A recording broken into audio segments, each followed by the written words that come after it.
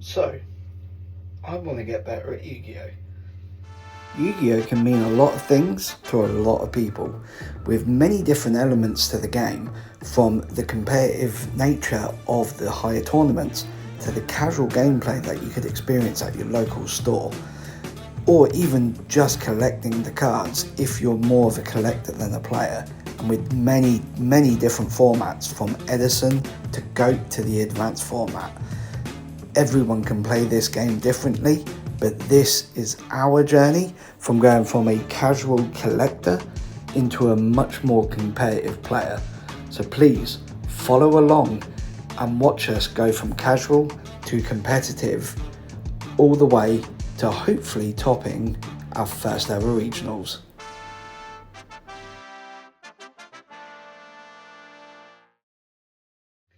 Last year we started a brand new series on this channel called Casual to Competitive, where I'm going from a more casual mindset to a more competitive one, and this year is no different. We're going to carry that series on into this year until we start seeing results. So what's changed from last year to this year? Honestly, the mindset. What I've learned through casual testing, as well as doing some coaching session with both Matt and Adam, is mindset is everything. Winning is not. While you're learning the game, don't expect to get results. I've played Yu-Gi-Oh! Now since COVID, since lockdown. I got back into the game when Orcust was a good deck, and that is what I played. However, I have won locals several times.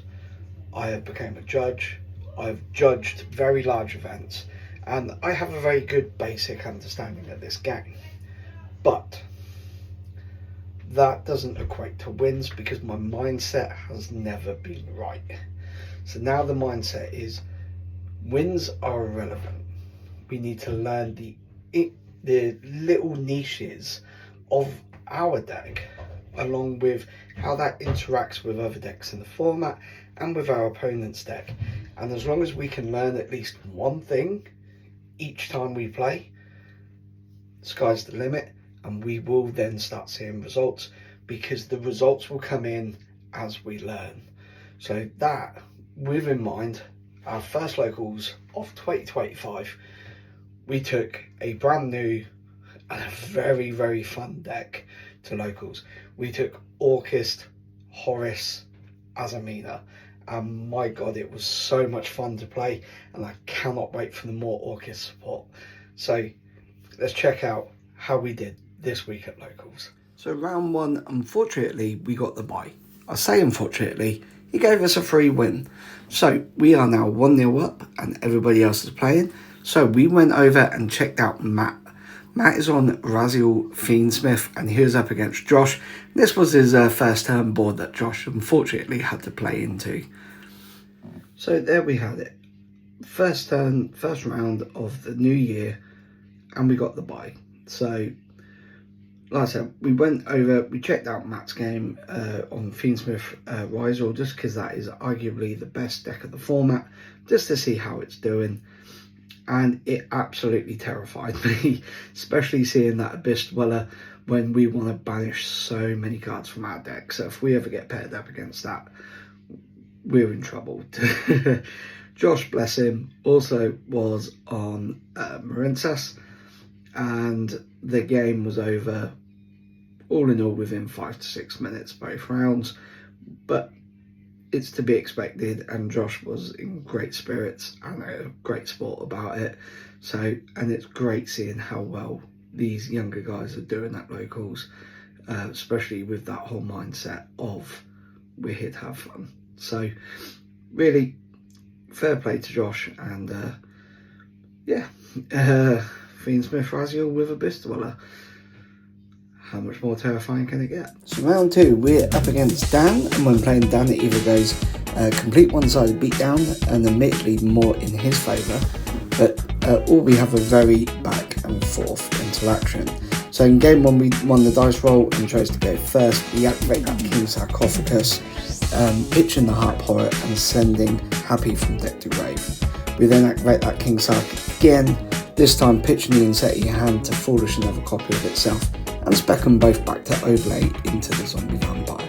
On summon, Dan does drop Ghost Morning, negating the zombie vampire, and we move on to sending Fiendsmith Engraver from our hand to search for Tract. Dan once again has the answer for this in the form of an Ash Blossom, and all we have left here is Harp Horror Engrave, banishing it, special summon Orcust on deck, and locking us to those darks. For the rest of the turn, we choose the Gearsu, which on summon will foolish the Orcust or Wild Legacy from deck, and we send the World Wand, which we then banish the special back to Harp Horror.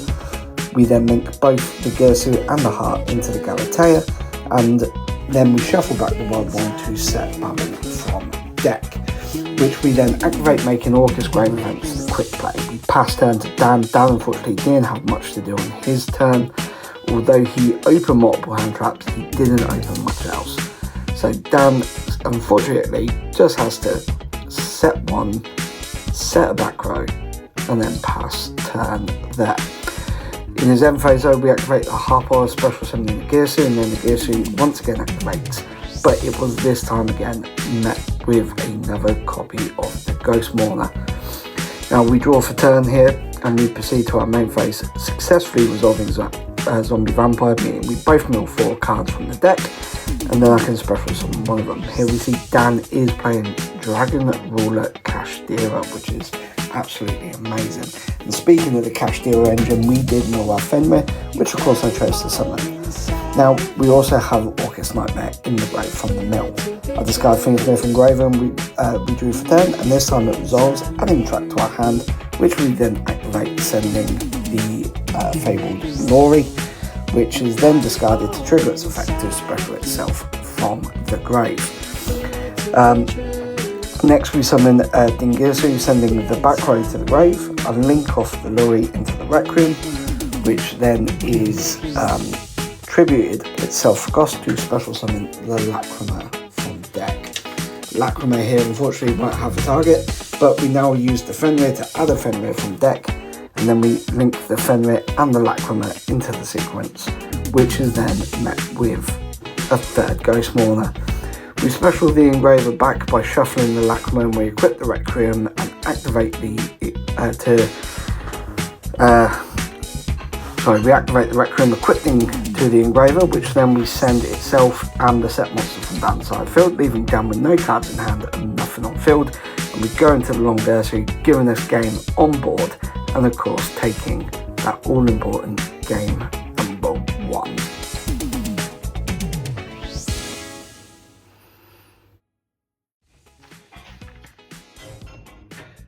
So moving into game 2, Dan chose to go first, and unfortunately he bricked. A few hand traps and 2 of the Rose Dragon cards, being the Red Rose and the Quick Play spell, whereas we opened 2 copies of Lightning Storm to deal with any back row he may have set for us, and a Gearsu to start our turn off strong. Now Dan sets a monster, and then he a single back row, and then we drew King Stark for turn, and we played through the 2 hand traps that he had, and although we was able to clear the board, we were not able to push for game. I think he was left on 100 life points at this stage. But after a few more turns and a very funny interaction with Ruddy Rose Dragon, where he banished both of our graves, we were able to take the game and close round 2 2-0, leaving us undefeated for the day, moving into round 3. So we enter round 3 undefeated, and so does our opponent Ashley, and every week we seem to get paired against Ashley, which is fun but definitely a challenge, and they've beat us more times than we've beat them at this stage. So we start off with King Sarcophagus, ditching the Insetti in order to send Happy from the deck and bring them both back in order to get us to the Zombie Vampire. Zombie Vampire actually resolves, which is fantastic, and we send the Harp Horror, but sadly also the Crescendo.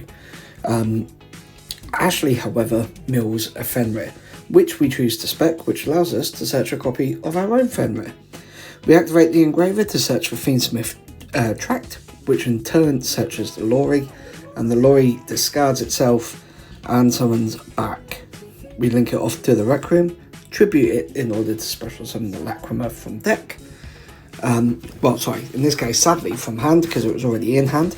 And now Lacrima sends our second copy of Engraver to the grave, which we summon back, shuffling the first Engraver back in the deck. We then go sequence, and then into the Desiree. Now activate King Sark again, sending the Inseti to hand to foolish another copy from deck. So now all our copies of Inseti are out into rotation. Now it's time to lock ourselves into the Dark Machines by banishing the Heart Horror from grave to summon the Girsu, which in turn foolishes Symbol. So just once Symbol hits the grave, we do link off the Girsu along with the sequence in order to summon Galatea, which you'll see happen right here. So there we go, there goes the Heart Horror. Here comes the Girsu, which now sends the Symbol. When I find it, there it is, and then we go ahead and link them off. Now from here, the Galatea resolves shuffling back the harp and adding Babel, well, sets the Babel to the hand. We were spending a little bit of time looking for the Crescendo, but sadly that was already engraved from the Zombie Vampire Mill, so we do settle on the Babel. We then equip the sequence in the graveyard and pass turn there, after of course activating the Babel to make our quick effects, our Orcust engrave quick effects. So as you can see, not the greatest board in the world, but definitely not the worst. And yeah, so we pass turn there, and then we can see what Ashley can do.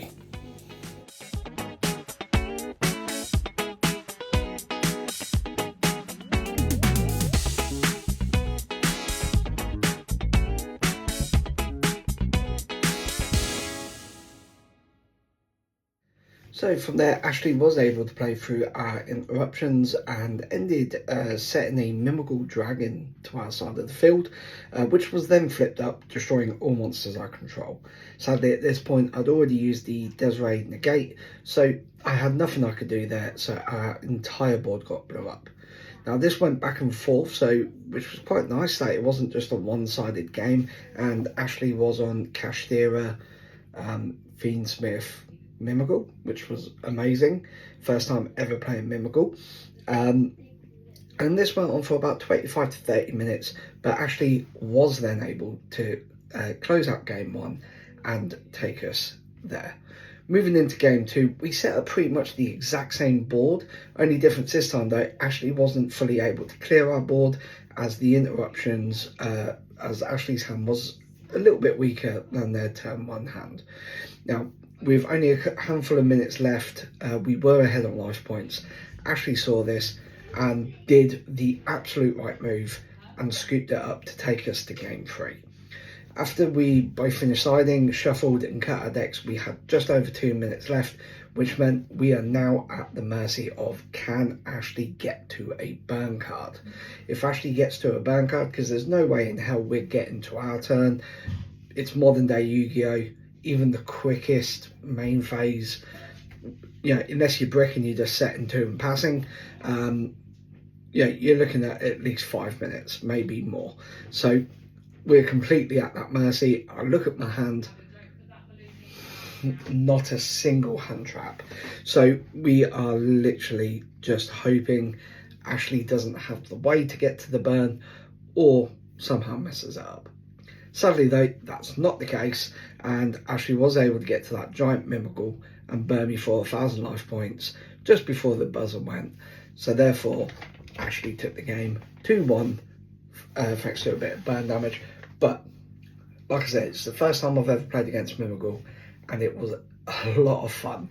I really actually enjoyed the interaction the two decks had with each other, which is something you wouldn't think really would interact that well together, but it was definitely a hell of a good time and a great game. So Ashley, thank you for introducing me to Mimical. Definitely was enjoyable. So round 4, we're paired up against the one and only Matt on his Fiendsmith Raziel, as we saw earlier today. We again win the dice roll and go first, and we summon Girsu, sending the Heart Horror, and then to the grave. And for the first time today, we got to use Girsu's other effect, giving us both a token in defense mode. Unfortunately, we do not have access to any other options, so this is now where we get to see how far just pure Orcust can take us. Activate possibly the worst miscut card you've ever seen, which is that QCR Foolish Burial, sending Symbol to the grave. We banish Symbol to summon back the Harp Horror, and now we link the two. I did debate using the token here. As you see, I send the Gears here and then think, actually, no, let's send the token. But it turns out it does require 2 effect monsters, so I can't use the token for Galatea. And then we activate the Galatea, which was met with the effect Railer, which really hurt. We could have really done with having Crescendo. With limited options left, we activate the Harp Horror to summon the Orcust Nightmare. At this point, I'm just trying to survive the turn by loading up bodies onto the field. We do go into the Longursu, shuffling back the 2 banished monsters and clearing the token on that side of the field. There was a conversation had of, could we send a token to the grave for a effect cost like this? Matt had a Google, we had a little look. I believed you could, because there's multiple instances of cards sending like the nib token and whatever, and it turns out you can. Because it's not sending for cost, it is the effect, so therefore you can send it. So from here, we now activate the Orcust Nightmare, sending the World Wand to the grave to power up the Lingirsu by 800. But the primary reason for this is just to get the bodies, because then from there, as you will see in just a moment, we banish the World Wand to special a Banish Dark Machine, which of course we do. We then summon the Dingirsu over the Longursu to give our cards as battle protection. We set the Imperm and we pass turn there. That is unfortunately all we was able to do with just the pure Orcust lineup at this stage. Once that new support comes, we will be able to put so much more out. But not bad for just 1 out of 4 engines, I think. 3 or 4 engines this deck runs. But now Matt starts his turn by sending the Engraver to the grave and adding Tract. We've gone through the Fiendsmith combo multiple times. So just sit back and enjoy this. As you can see, the Tract sets the lorry gets discarded, the lorry will trigger, summoning itself back, and then he links one into Requiem. This, however, is where we then drop the Ash Blossom, hopefully just shutting that off. But he does summon the X-Raziel by sending the Aggregator to grave, which then searches for Sword Raziel, which is then special summoned. On resolution of this, Matt searches again, but this time for Ice Raziel. Matt does some counting to see if Excavation Knight, Evil Swarm Excavation Knight would pop, but luckily for us, we're either equal on cards or he has more. So he does go into the Duo Drive instead. He attempts to activate, and we show him that Imperm. Now, Matt finally uses a normal summoning the Ice Raziel, then Node gets summoned. My god, does this deck just keep extending. Matt attempted to activate Node, sending the nib for cost, but with no target. So thanks very much for the free hand knowledge there. Thanks, buddy. So now Matt sends that Duo Drive to the grave to summon back Sword Raziel. Now here comes the Detonator, attaching the Aggregator to itself. Then comes the special summon of Ice Raziel going into the Abyss Dweller, which, as we confirmed earlier, really fucks us up. Matt clears the Dingirsu and the token, leaving us with just the Nightmare and a Dream. Now that Dream unfortunately was short-ended when we drew the Hallowed Azamina for turn, and between 2 unusable cards in hand and being under Abyss Dweller, that shut down game 1. Now I'd love to say we put up more of a fighting game 2, but sadly, if anything, we did worse. So yeah, we live and learn. Like I said, that it's always a pleasure playing against Matt, so this was just a great game for us both.